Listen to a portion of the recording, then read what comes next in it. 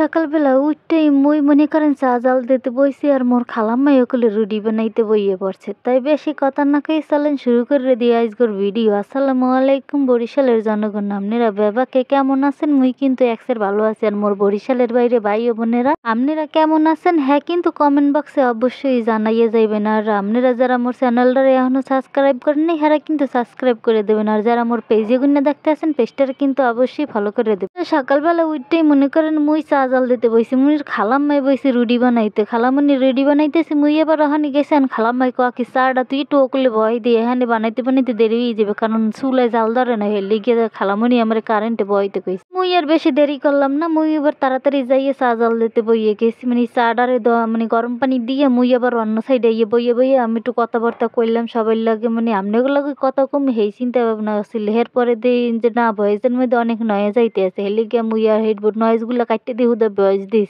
তাই মোর বাবা বুঝেন আজকে একটা কথা কইতে অনেক বেশি মনে চাইতে আছে। শুনেন, আপনার দুঃসময় যেই বন্ধু আপনার দ্বারে থাকবে না, আপনার লগে থাকবে না, আপনার সঙ্গ দেবে না, আপনার দেখকে দূরে সরে যাইবে, সুখের সময় সেই বন্ধুই আবার দেখবেন আপনার দ্বারে আইয়া মনে করেন একেবারে এত ভালোবাসা দেখায়, দেখলে মনে করেন যে হ্যাঁ কই যে পর্যন্ত ধরে যায়। আর এই যে দেখেন লাউ গাছ লাগাইছে, হ্যার পরে এটাই কিন্তু তুলসী গাছ, কারণ তুলসী গাছটা আপনারা ডেলি দেখেন। আর এখন মনে করেন ডেলি আমার সকালবেলা 2টা করে পাতা খাওয়া হয়।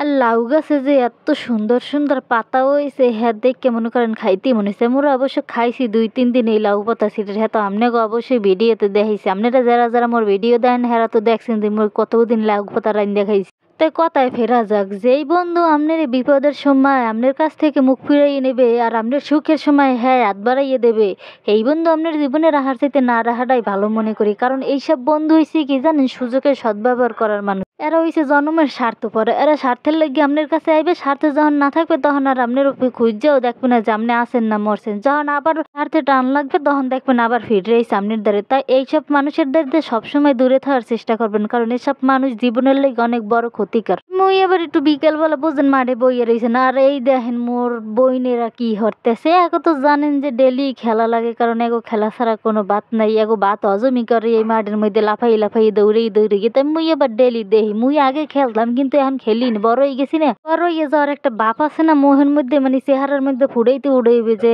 একটা আমি বড় হয়ে গেছি, মোর এখন একটু বাড়বো দিয়ে রাখার দরকার। সেই চিন্তা ভাবনা করে মনে করেন যে একটু একটু বড় বড় ভাব দেয়, নাহলে কিন্তু মোরও মনে মনে খেলতে মনে চায়। কিছু করার নেই, মনে করেন খেলতে মনে চাইলে ওই যে নিজের বাপ মূর্তি ধরে রাখা লাগবে। হেলে গিয়ে মুই চুপচাপ করে দেখি আর সবাই খালি চিল্লি করি কেডা ভুল খেলে কেডা সঠিক খেলে হেয়ে লইয়া বুঝছেন। তো এই খেলার কাহিনী দেখতে দেখতে আজকের মতো কিন্তু আপনাকে মাঝে গুণে বিদায় নিতে চাই। মুই দেখা হইবে আগামীকাল অন্য কোনো ভিডিওতে। এই পর্যন্ত আপনারা বেবাককে ভালো থাকবেন, সুস্থ থাকবেন আর মোর লগে দোয়া করবেন। আসসালামু আলাইকুম।